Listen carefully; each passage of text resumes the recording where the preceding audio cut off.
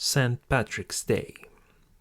It was the morning of St. Patrick's Day, and the streets of Dublin were bustling with excitement.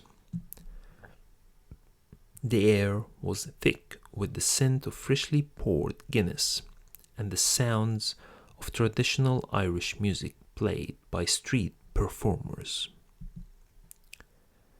Everywhere you looked, people were dressed in shades of green, white, and gold, ready to celebrate the holiday in style.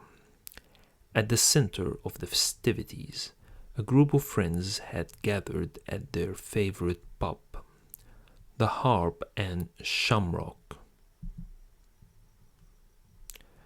There was Connor, a local bartender who knew all the best spots in the city. Catherine, a fierce and independent young woman who loved nothing more than a good time. Liam, a talented musician who had brought his guitar along for the occasion, and Kate, a bubbly and outgoing fashionista who always had the latest trends on hand. As they sat around a wooden table, sipping their drinks and chatting, Connor turned to Catherine with a grin. "So, are you ready for the parade later?" Catherine raised an eyebrow. "What parade?" Connor chuckled. "The St. Patrick's Day parade. Of course. It's a tradition in Dublin." Catherine shrugged. "I have never been much of a parade person. I would rather spend the day exploring the city and seeing what trouble I can get into."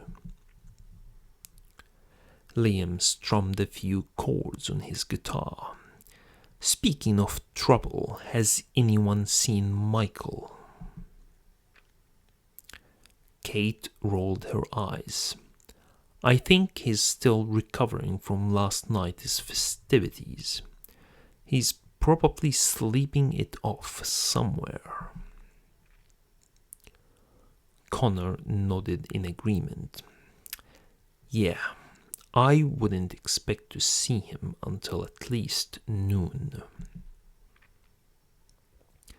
Just then, the door of the pub swung open, and a group of tourists stumbled in, laughing and chatting loudly. They were clearly in high spirits, eager to soak up the St. Patrick's Day atmosphere. Catherine leaned in closer to her friends. "You know what? I think I might just join in on the parade after all. It could be fun to see what all the fuss is about." Liam grinned. "That's the spirit. Maybe we can even convince Michael to join us when he wakes up." The sun was shining brightly, and the air was alive with the sound of bagpipes, drums, and cheering crowds. As they walked, Catherine felt her excitement growing. There was something infectious about the energy of the city on St. Patrick's Day, and she was determined to make the most of it. As they approached the parade route, they found themselves surrounded by crowds of people, all jostling for a good view of the floats and performers. They pushed their way to the front of the crowd, eager to catch a glimpse of the spectacle. As the first float appeared, Catherine felt a surge of pride for her city and her heritage.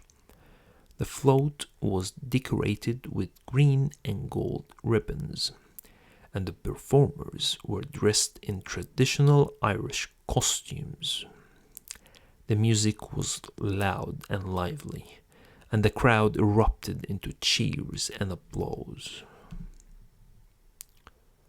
As the parade continued, the group caught glimpses of dancers, musicians, and performers from all over the world, all coming together to celebrate the Irish culture and spirit.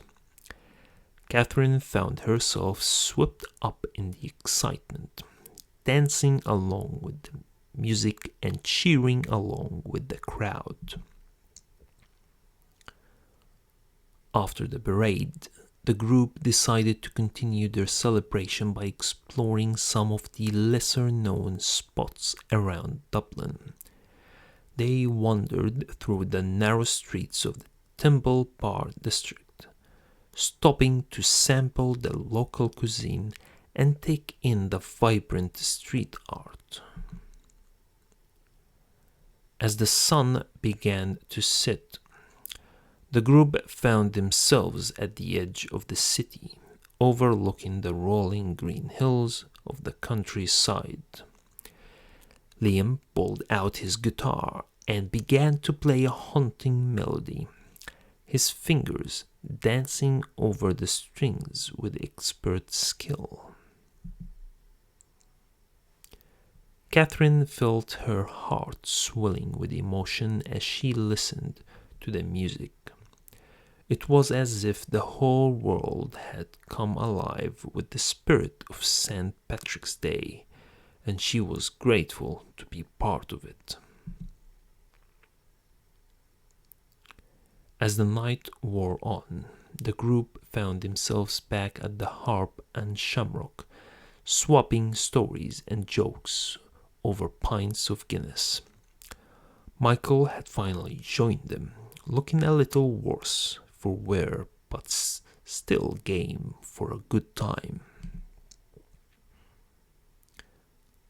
As the clock struck midnight, Connor raised a glass in a toast to St. Patrick's Day and to the friends who make it all worthwhile. The group clinked their glasses together, and Catherine felt a sense of contentment wash over her. She had never felt more at home in her city, surrounded by the people and traditions that she loved. As they said their goodbyes and headed home, Catherine felt a smile spreading across her face. St. Patrick's Day may only come once a year, but the memories and friendships she had made that day would last a lifetime. The end.